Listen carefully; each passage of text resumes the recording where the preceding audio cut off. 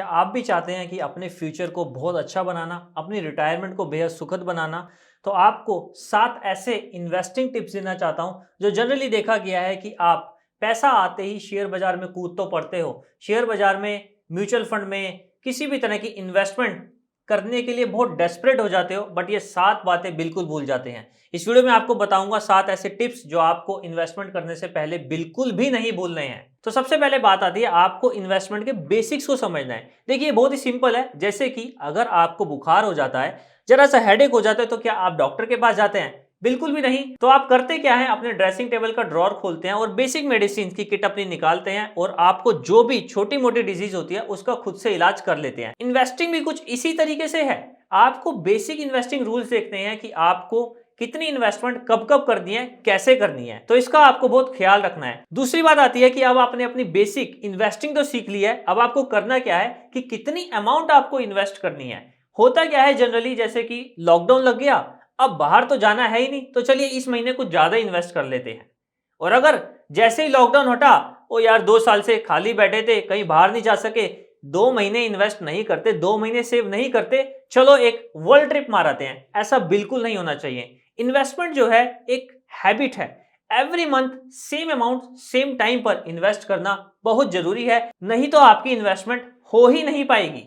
इसके बाद आपने अगर इन्वेस्टिंग हैबिट डेवलप कर लिया है, तो आपको क्या जरूरत है? आपको जरूरत है अपने इमरजेंसी फंड को पहले मेंटेन करने की। देखिए, इन्वेस्टिंग सिर्फ हैबिट ही नहीं, सम टाइम एक अनफोर्सिन इवेंट आती है, या आपका एक्सीडेंट, डिजीज, किसी भी तरह के बहुत सारी ऐसी चीज होती हैं जिनकी हमने प्लानिंग ही नहीं करी होती और वो हमारी लाइफ में आ जाती है। तब भी सबसे पहले क्या होता है, हमारी इन्वेस्टिंग, हमारी सेविंग्स रुक जाती है, क्योंकि हमारा जो कैश फ्लो है उस इवेंट को मैनेज करने में लग जाता है। तो सबसे पहले आपने क्या करना है, अपने इमरजेंसी फंड को डेवलप करना है। इमरजेंसी फंड कितना होना चाहिए? जितनी भी आपकी मंथली इनकम है उसका 1 साल का बैकअप। 1 साल का बैकअप आपको अपने सेविंग अकाउंट में या किसी भी तरह के एफडी लिक्विड फंड में आप रख सकते हैं, जहां पर आपको कैपिटल सेफ्टी मिले प्लस आपको कुछ इंटरेस्ट मिलता रहे। अगर आप 1 साल का फंड मेंटेन नहीं कर पा रहे हैं तो 6 महीने का तो जरूर मेंटेन करिए। 6 महीने का आपका बैंक बैलेंस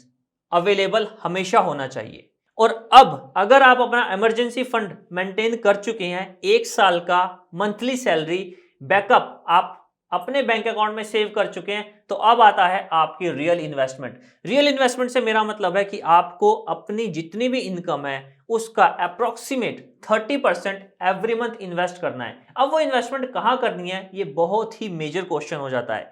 ये क्वेश्चन का आंसर डिपेंड करता है कि आपकी एज कितनी है, कितने टाइम के लिए आप कितनी अमाउंट इन्वेस्ट करना चाहते हैं। अगर आपको इसके बारे में डिटेल में जानना है तो स्क्रीन पर आपको मेरा व्हाट्सएप नंबर फ्लैश हो रहा है। इस व्हाट्सएप नंबर पर आप अपना फ्यूचर गोल, अपनी एज और जो आप मंथली अमाउंट इन्वेस्ट करना चाहते हैं, उन तीनों डिटेल को व्हाट्सएप कीजिए। मैं आपको बताऊंगा कि वो कैसे ऑप्शन है, वो क्या क्या ऑप्शन है जहां पर आप अपना अमाउंट इन्वेस्ट कर सकते हैं। इसके बाद बात आती है कि जो भी आप अमाउंट इन्वेस्ट कर रहे हैं उसको कितने टाइम के लिए आपने इन्वेस्ट करना है, यानी कि ओवरऑल आपका इन्वेस्टमेंट फ्रेम क्या होना चाहिए, कितने टाइम होरिजन के लिए आपको इन्वेस्टमेंट करनी है।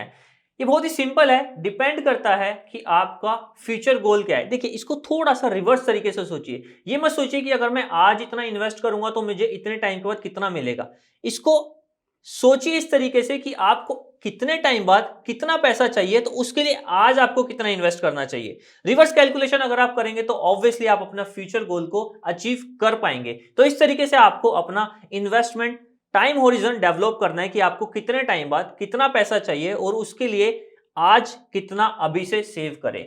इस बात को जब भी आप कैलकुलेट करें तो इन्फ्लेशन को अपनी कैलकुलेशन में इन्वॉल्व करना बिल्कुल नहीं भूलिएगा, क्योंकि नहीं तो होगा क्या कि आपने सपोज कीजिए 5 साल बाद कोई मर्सिडीज गाड़ी खरीदनी है जिसकी वैल्यू आज 1 करोड़ है, 5 साल बाद वो 1 करोड़ की नहीं होगी, क्योंकि इन्फ्लेशन उस 1 करोड़ को, गाड़ी को और महंगा कर सकता है। हो सकता है वो आपको 1 करोड़ 10 लाख में मिले, 1 करोड़ 15 लाख में मिले।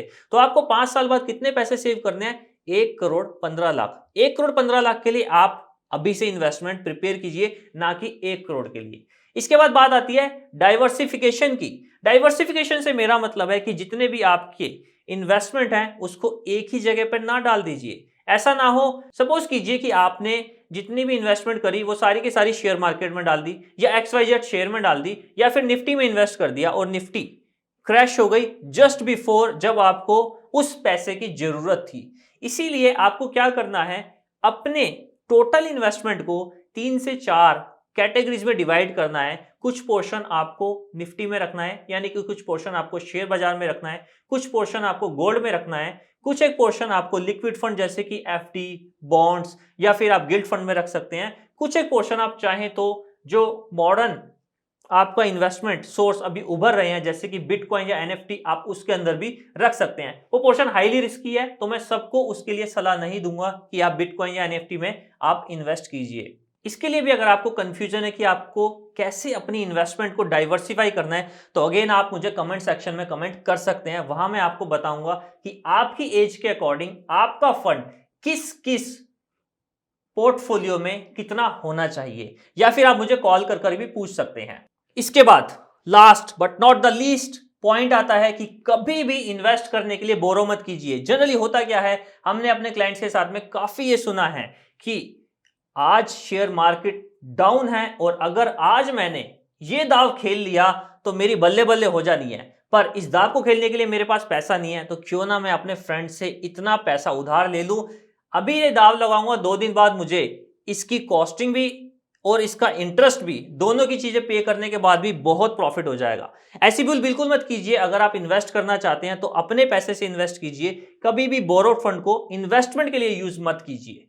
उम्मीद करता हूं ये जो 7 पॉइंट मैंने बताए हैं, इनको आप इन्वेस्टिंग हैबिट के तौर पर अपने आप में अपनाएंगे, और दावा करता हूं कि इसके बाद जो भी आप इन्वेस्टमेंट करेंगे वो आपके लिए, आपके फ्यूचर गोल के लिए काफी प्रॉफिटेबल होगी। फिर भी अगर कोई कंफ्यूजन है तो आप मुझे व्हाट्सएप कर सकते हैं। उम्मीद करता हूं इस वीडियो में मैंने आपके इन्वेस्टमेंट से रिलेटेड काफी डाउट्स क्लियर किए होंगे। फिर मिलेंगे दोस्तों दोबारा एक नई अपडेट्स के साथ नई वीडियो में। तब तक के लिए नमस्कार।